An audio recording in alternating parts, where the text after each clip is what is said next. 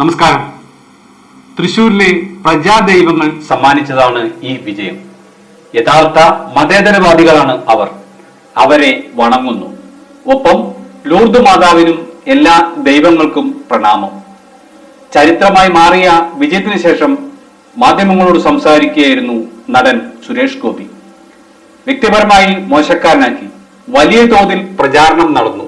വലിയ കല്ലുകൾ ചിലർ തന്റെ നേർക്ക് എറിഞ്ഞു. അതൊന്നും ഏശിയില്ല. പ്രജാദൈവങ്ങൾ സത്യസ്ഥിതി തിരിച്ചറിഞ്ഞു. ഇതാണ് വിജയത്തിന് വഴിയൊരുക്കിയത്. രാഷ്ട്രീയ ഗുരു നരേന്ദ്രമോദിയാണ്. ഇത് പറയുമ്പോഴും ഇന്ദിരാഗാന്ധിയും മൊറാർജി ദേശായിയും മറ്റും മനസ്സിൽ ആരാധിക്കുന്ന വ്യക്തിത്വമാണ് തന്റേത്.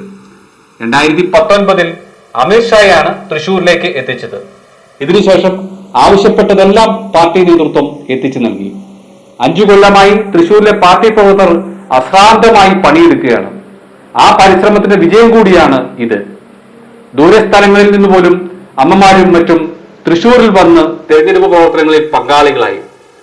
പാർട്ടി പ്രവർത്തകർ മാത്രമല്ല, തന്നെ സ്നേഹിക്കുന്ന ഒരുപാട് പേർ തൃശൂരിൽ ഇലക്ഷന് വേണ്ടി വർക്ക് ചെയ്തു, വിജയത്തിനായി പ്രവർത്തിച്ചു. അവരുടെ എല്ലാം അനുഗ്രഹം കൂടിയാണ് വിജയം. സുരേഷ് ഗോപി വ്യക്തമാക്കി. M4 മലയാളം, തൃശൂർ.